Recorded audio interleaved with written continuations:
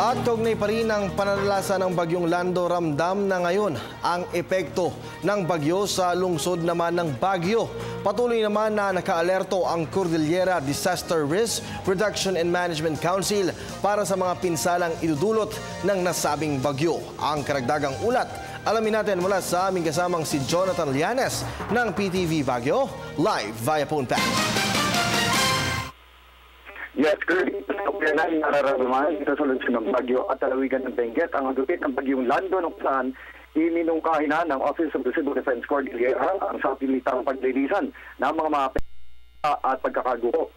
Sa isinagawang response cluster meeting ng iba't ibang ahensya ng pamahalaan na bahagi ng Regional Disaster Risk Reduction and Management Council, iniulat ni OCB Cordillera Regional Director Andrew Alex Uy na tinatayang aabot sa 43 mm kada oras ang rainfall na mararanasan dito simula ngayon hanggang bukas na kung kahit alinsunod na rin sa nauna ng pahayag ni NDRRMC Undersecretary Alexander Pama, kanilang ipatutupad ang sa mga posibleng maging biktima ng flooding at landslide sa June.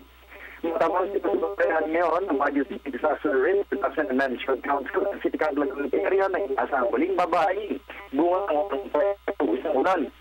Sinabi naman ni Department of Social Welfare Development Cordillera Director Janet Armas na sa kasalukuyan may higit 650 pamilya o 2,200 na individual na ang kanilang ng food pack kung saan 5,000 nito ay nasa lalawigan sa Abra.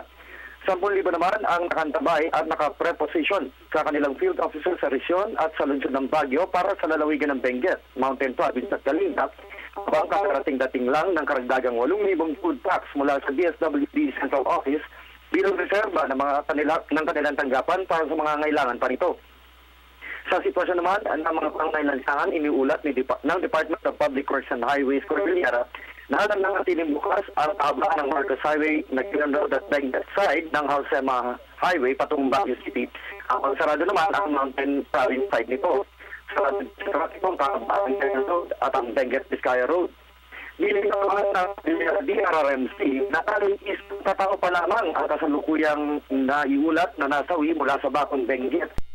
Bagyong Lando, makarang patawarin ito ng putkat na ito ang sinunod nito ang kanyang tanim or taniman ng gulay. Sa ngayon, nakapanalig rin public farms number 2 ang lungsod ng Baguio at ang lalawin ng Benguet, province, Ifugao, Kalinga, Payao at Abra. Mula sa lungsod ng Baguio para sa Telebisyon ng Bayan, Jonathan Lianes.